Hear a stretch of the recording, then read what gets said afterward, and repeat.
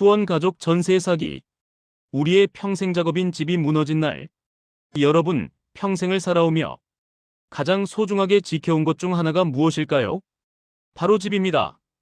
비가 와도 바람이 불어도 마음 둘 곳이 되어주던 공간. 그 공간이 하루아침에 흔들리면 삶 전체가 뒤집히는 것이지요. 오늘은 경기도 수원에서 벌어진 760억 원대 전세 사기 사건. 수백 명의 세입자가 피해를 본 한국 사회에 큰 상처가 된 사건을 마주하려 합니다. 이 이야기는 남의 일이 아닙니다. 우리 주변, 우리 세대 누구에게나 일어날 수 있는 일입니다. 2021년 수원 일대에서 비교적 젊은 나이에 건물 여러 채를 갖고 있다고 소개하던 한 남성. 우리는 그를 정씨로 부르겠습니다. 정씨는 부동산 시장이 들썩이는 시기에 전세만 잘 받으면 건물주가 되는 건 어렵지 않다며 사람들을 끌어들였습니다. 그 말은 얼핏 들으면 그럴듯했습니다. 전세는 월세보다 부담이 적고 집값이 계속 오를 것 같았던 시기였고 무엇보다 정씨가 건물주 가족처럼 보였다는 점.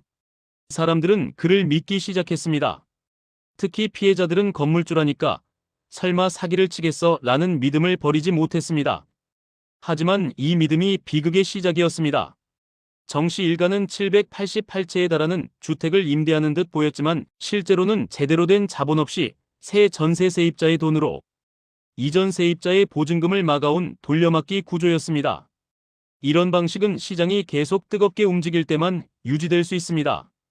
그러나 2022년 이후 집값이 안정되고 금리가 오르면서 전세 수요가 줄어들자 구조가 흔들리기 시작했습니다. 새 세입자가 안 들어오니 기존 세입자에게 돌려줄 보증금이 없었습니다.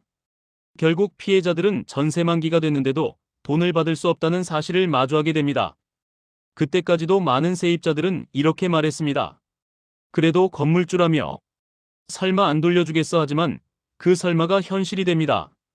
수원 일대에서만 무려 500여 명, 760억 원이 넘는 금액이 사라졌습니다.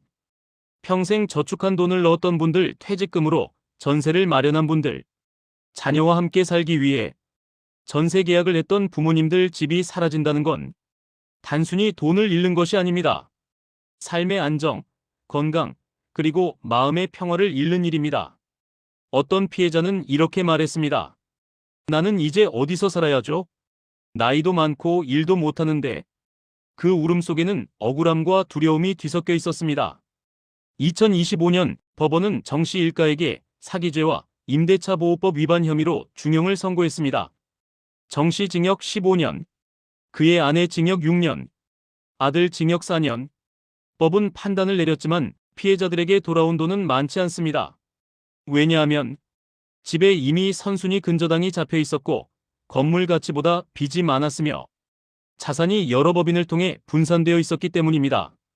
즉, 법적 처벌은 끝났지만 피해 회복은 여전히 진행 중입니다.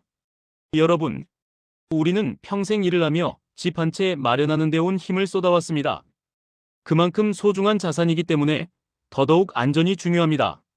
이 사건은 우리에게 몇 가지 중요한 교훈을 줍니다.